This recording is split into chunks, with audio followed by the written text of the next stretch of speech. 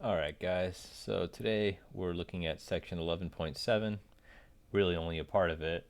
Um, we're really only going to be looking at inverse matrices and how to find an inverse matrix using row operations.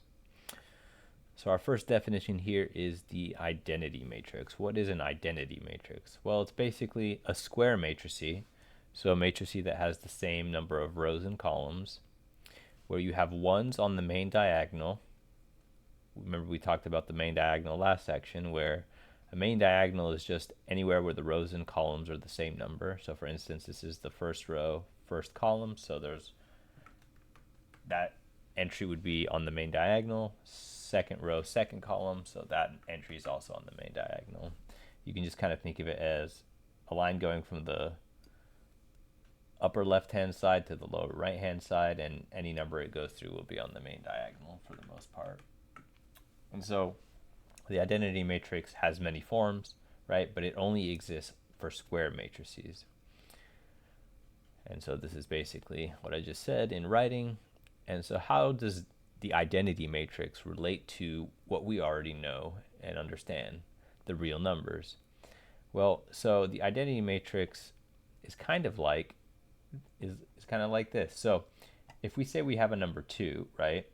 Well, notice that for any number, any rational number, you can always find another number that when you multiply to it, you get back to 1. Okay?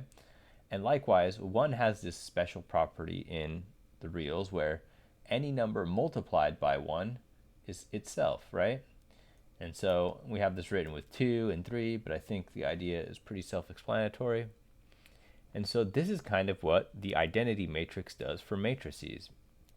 If you take a matrix, call it 2, 3, 4, 5, and you multiply it by 1, 0, 0, 1, you're going to end up with the same matrix. And so remember how we multiply matrices? We check to see what the dimensions are. Okay, if the inside dimensions match, then the result is going to be the outside dimensions, right? So this is going to be a 2 by 2. Okay, so that part checks out because 2, 3, 4, 5 is a 2 by 2. And how do we multiply them? Well, to get this entry, right, it's first row times first column. And so 2 times 1 is 2, plus 3 times 0 is 0, and so it's just the number 2. Then for the 3, the 3 is in the first row, second column, so we multiply and add these terms. 2 times 0 is 0, 3 times 1 is 3, and look, the number is 3. Okay, 4 is in the second row, first column, so second row, first column, and you can see again how 4 times 1 is 4, 5 times 0 is 0, 4 plus 0 is 4, and that's this number here, right? And 5 is in second row, second column, and 4 times 0 is 0, plus 5 times 1 is 5, and so that's where the 5 comes from. So cool, so it checks out. We end up with the same matrix we started. And this will happen for any variation of the identity matrix. And so, okay, so that kind of deals with this property right here. But how do we find this property? Do matrices have this property too? And well, spoiler, they do, but not every matrix that's a 2 by 2 will have an inverse matrix. So in the reals, it's always true. Any number has a multiplicative inverse, so you can always get back to 1. But with matrices, it's not always the case. So if we were trying to find this matrix, how do we do it? Well, it's called the inverse matrix. That's what we call this matrix. So if we have 2, 3, 4, 5, and we're trying to figure out the numbers we have to put where the question marks are to get back to the identity matrix, this matrix would be called the inverse matrix. So if we call 2, 3, 4, 5 A, and if A times B is equal to the identity matrix, 1, 0, 0, 1, then what we'd call B is A inverse, or written formulaically or mathematically, it's A inverse. So A with a little -1 as a superscript. And last section we talked about how to use row operations to solve a system of equations. Now we're just going to use row operations to find an inverse matrix. And so how do we do it? Well, let's take the matrix A that we had before, and what you're going to do is you're going to draw a line, and then you're going to offset it with the identity matrix, okay? So since this is a 2 by 2, the identity matrix is 1, 0, 0, 1. And what we're going to try to do here is we're going to try to make this look like the identity matrix using row operations, okay? So that's the idea. Let me copy this.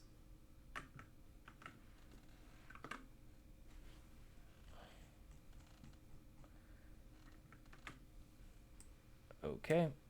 And so how are we going to do this? Well, we're going to do it using row operations, because ultimately our goal is to make this end up looking like something like this, where we have a 1, 0, 0, 1 here, and then on the other side we're just going to have numbers, and it may not be these, but you know, it could be A, B, C, D. And so whatever these numbers are, if we end up with this identity matrix on the left, this matrix will be the inverse matrix. Okay, so let's go through how to do all that. Okay, so remember, the first thing we want to do is we want to get a 1 in this first row, first column. And so the two ways that you can get a 1 is by swapping rows or by multiplying by a constant. Since we don't have any 1s in this column, swapping rows isn't going to help us, because either we're going to have a 4 there or a 2 there.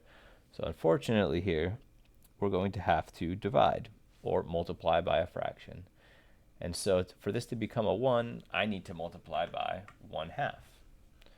So I'm going to take 1/2, multiply it times row 1. And what that is going to give me, I have to do this to the entire row, including the 1s and 0s. So what this is going to give me is 1, 3 over 2, 1/2, 0. And then the second row is going to stay the same. Cool. And now once I have my 1 in my column, what's the goal again? Well, it's to get zeros everywhere else in this column. So we want to kill every single number in this column and make it a 0. And how do we do that? Well, to make zeros, remember you use the third operation, which is multiply a row by a number and add it to another row. So what number do we want this to be so that when we add it to this, it becomes 0? Right? If we could, magically, we'd like to make this -4. And we can do that by multiplying -4 times row 1. And remember, if we just do this, this will change row 1, which we don't want because we have a 1 where we want it. So if we add this to row 2, though, what this is going to do is give us the same first row. Remember that you can only change one row at a time using these operations. And so -4 times row 1 is -4, plus 0, that's 0. Sorry, plus 4, that's 0. -4 times 3 over 2, so we have -4 times 3 over 2. That's going to give us -6. And then we're going to add it to 5, which is going to give us -1. So we're going to get a -1 over here. Then we have to take the -4, multiply it to 1/2, which gives us -2. And then add it to the 0 we have here, which is just going to give us -2. Cool. And then -4 times 0 is 0 plus 1, that's just 1. Awesome. So now we have a 1 where we want it, and we have zeros everywhere else in the column, right? And so the first column is done. And so what we'd like to do now is get a 1 in this spot, right? The second row, second column. And how do we do that? Well, we just want it to become a 1, so we can easily just multiply the second row by -1 to change the sign of every number in that row. And so what that's going to give us, well, the first row is going to stay the same.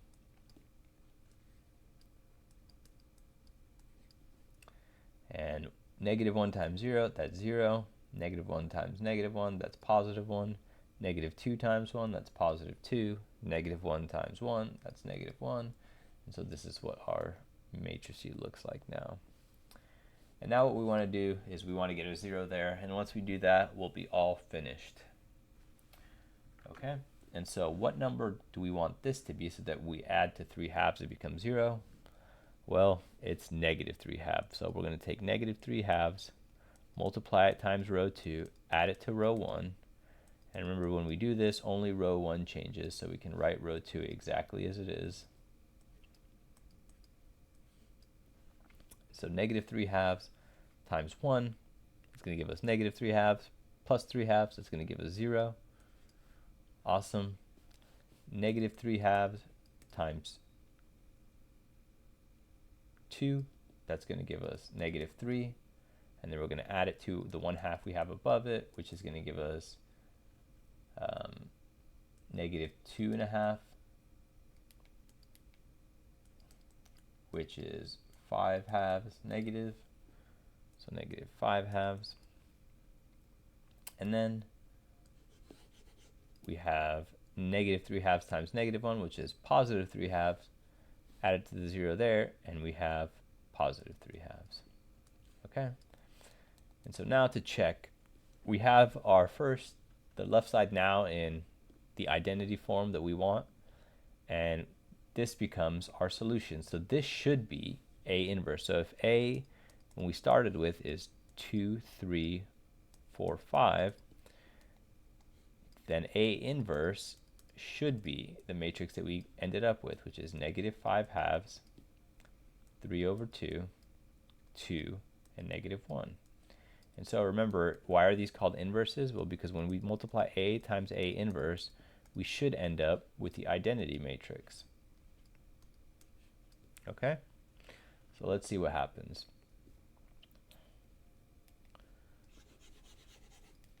So A times A inverse is equal to 2, 3, 4, 5 times negative 5 halves, 3 halves, 2, negative 1.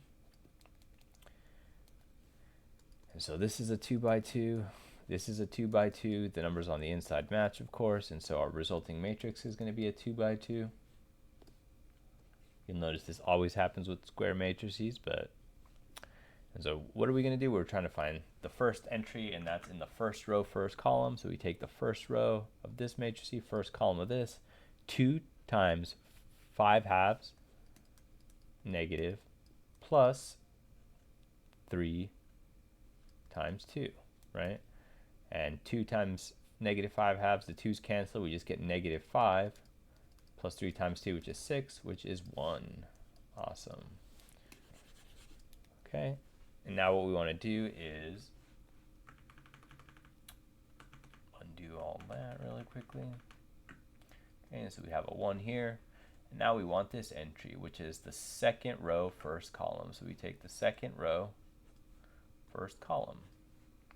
4 times negative 5 over 2 plus 5 times 2. And so this is going to become negative 10, because this is a 2. This one becomes 1. 2 times negative 5 is 10. And then plus 5 times 2, that's positive 10. Negative 10 plus 10 is 0. And so that's what goes there. All right, so we have a 0 here. Then this is the first row, second column. So we take the first row here, second column. We multiply those. 2 times 3 halves plus 3 times negative 1. These 2's cancel. We just get 3 here. 3 times negative 1 is negative 3. 3 plus negative 3, that's 0. So we get a 0 there.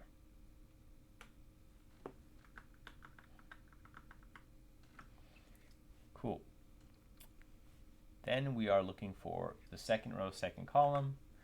And so we take the second row, the second column, 4 times 3 over 2 plus 5 times negative 1. 4 times 3 over 2, this is a 2, that's a 2, so they cancel. Should be a 1, and so 2 times 3 is 6, plus 5 times negative 1 is negative 5. This gives us 1. Okay, and you can see that it worked. We ended up getting the identity matrix. So in fact, negative 5, 2, 3, 2, 2, negative 1 is the inverse matrix of 2, 3, 4, 5. And so when you get to this stage, you'll know you're done, and you can check it like we did if you'd like to. However, not all matrices are invertible. So sometimes when you try to get to row reduced echelon form, you'll have a whole bunch of numbers cancel out and end up with like 2 zeros here or something like that. And so if you end up in that situation, you'll say that this matrix, like if I call it A or something, this matrix or matrix does not have an inverse, right? So if you can't get to this step, then that's what you'll say. But that kind of wraps up this section. We're only going to be talking about finding matrices this way. We're not going to cover all the other ways of finding inverse matrices. And this will be basically the end of our section with matrices, and then we'll move on to a different section next time. So if you have any questions, let me know. See you next time.